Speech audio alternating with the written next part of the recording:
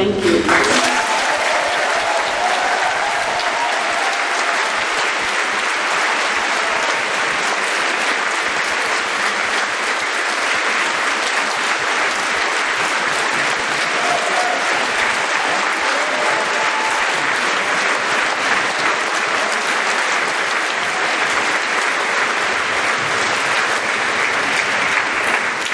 Well, what an inspiring speech.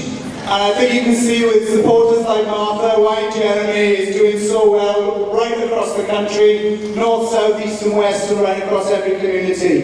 And isn't it worth reminding ourselves that on a day the government announced further anti-immigration measures, allowing landlords to kick out immigrants from rented accommodation, we should remind ourselves that UKIP got 4 million votes from the back of racism. Jeremy knows you don't beat racism by pandering to it, which is why he is so important for this country.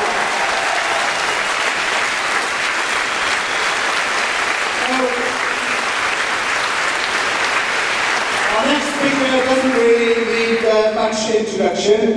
Our next speaker is somebody who's written 2 very important books. Is a columnist for The Guardian, and before that The Independent, is one of the leading, if not the leading, left-wing journalists and people who goes on the TV to support our causes all of the time. I know that he supported Jeremy right from the beginning. Please give a massive welcome to Owen Jones.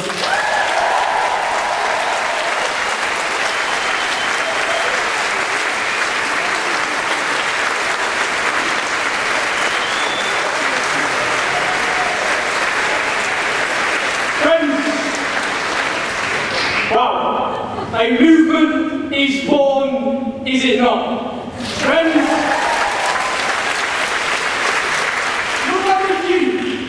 look how they do in their hundreds around the lot. In Britain in 2015, and this is not a rock concert. These are people gathering to hear a politician, but above all else to discuss an inspiring and optimistic vision of how our society can be. That's what this is all about. Now friends,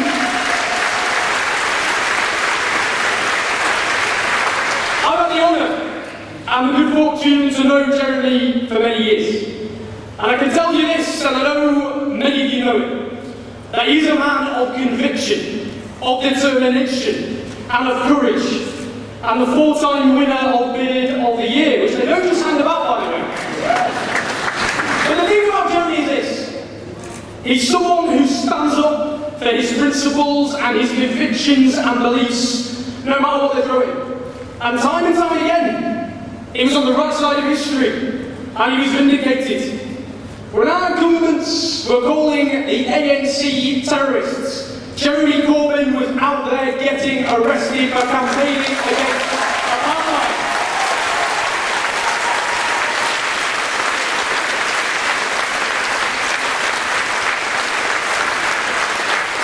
When our governments were arming Saddam Hussein to the teeth as he gassed and bombed the Kurds, it was Jeremy Corbyn outside the Iraqi embassy campaigning against the Iraqi dictatorship.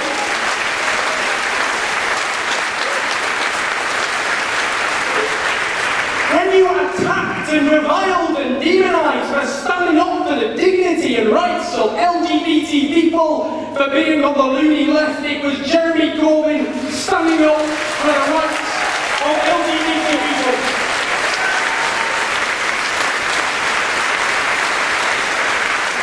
He's a visionary. He's a man who made the right call time and time again, and as he was vindicated then, so he is being vindicated all over again. But friends, now many of you have heard Jeremy speak before, and you will hear him again tonight, but for those who have not, you will note this. The one word that Jeremy almost never uses is I. He says we, and he doesn't mean the royal we. He means us. He means all of us, and not just people in this room and the overflow rooms and those who are gathered around the block. He means the millions of people who need a voice. And that's what this is all about. Whatever happens on September the 12th, and we must keep building, we must keep registering supporters to make sure he is elected as leader of the Labour Party. But whatever happens,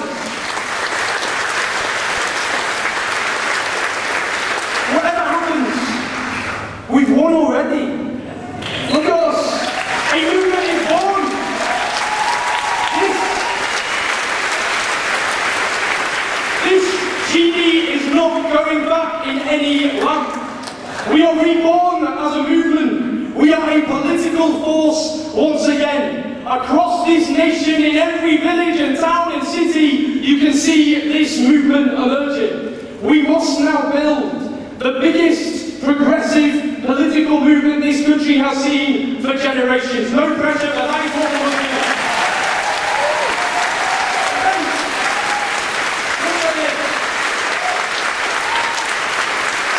And let's make sure we're clear about this.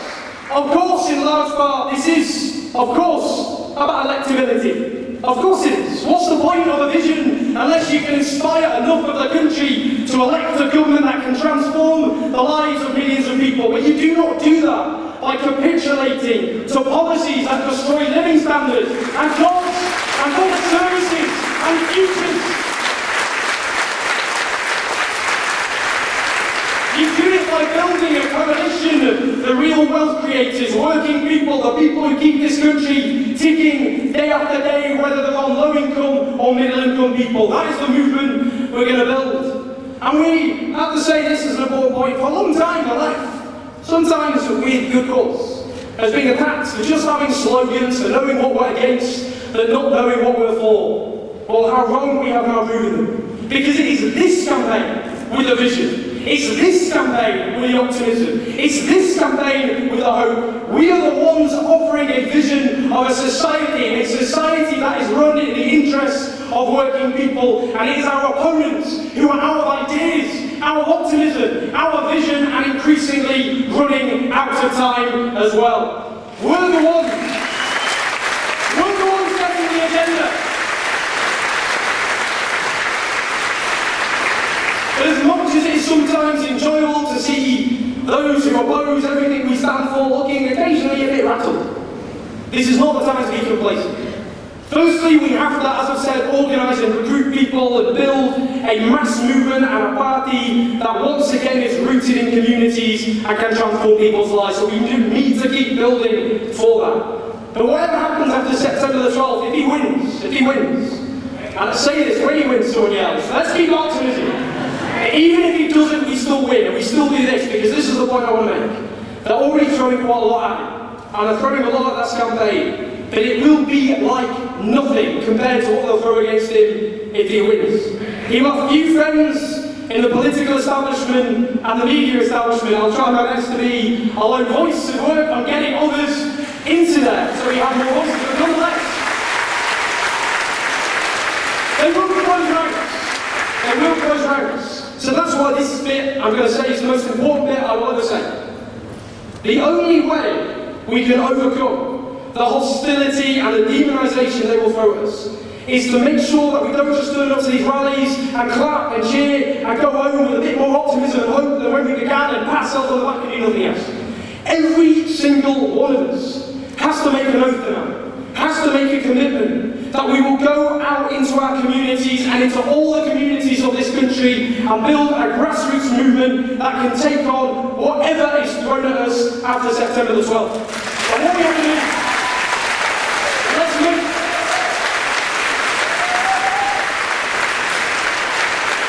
this commitment. On September the 13th, the day after the Labour leadership election, that day we begin the biggest voter registration drive that this country has ever seen. To get those who need a vote, I'll go again. The millions who did not vote. And we will tell them that you didn't vote, but now you have hope, you have something that can change your lives, that politics isn't something you think is divorced from your everyday lives, that can't solve your everyday problems. Now we have something.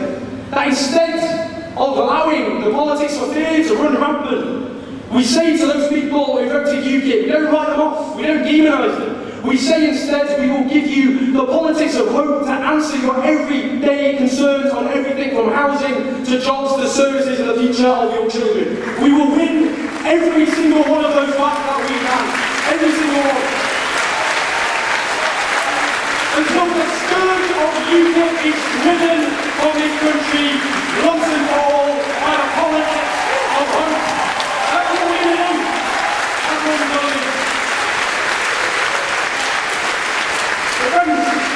Look at these policies. Instead of austerity, shredding save people's lives, quantitative easing that doesn't go to the banks so they can just rebuild their bank balances, the people who plunge this country into economic disaster. Instead, we use it to invest in infrastructure, including green infrastructure, to save both the environment and to create jobs, to modernise this country.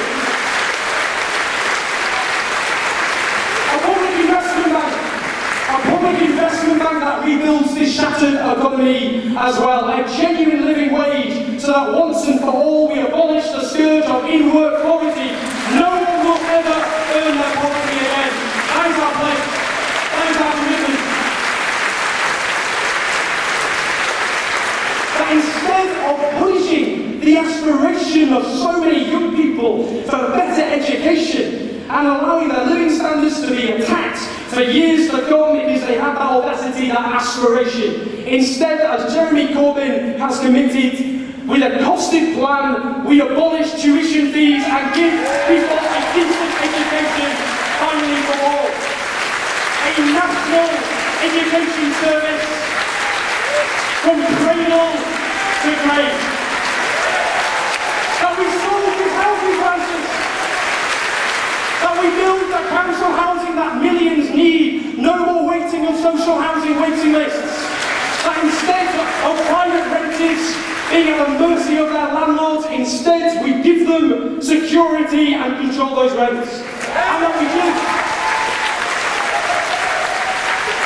those who want home ownership the chance to fulfill it without flogging off the desperately needed social housing we have. And we will continue with these visions. We will continue with these policies. We will continue setting the agenda. Just to wrap up, yes, they'll throw a lot at us.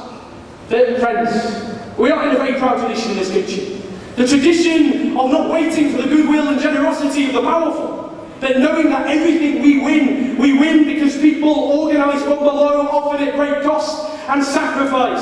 Like those who fought for democracy, like those suffragettes who fought for the right of women to vote, like those trade unionists who fought for workers' rights, like those who took on racism and sexism and homophobia, like those who built the welfare state, like those who built the NHS. We stand on the shoulders of giants. We must have the same determination, the same courage and the same hope. Let's get out there, let's organise, let's elect Jeremy Corbyn, and let's build a society one for all of us. And that's all I have.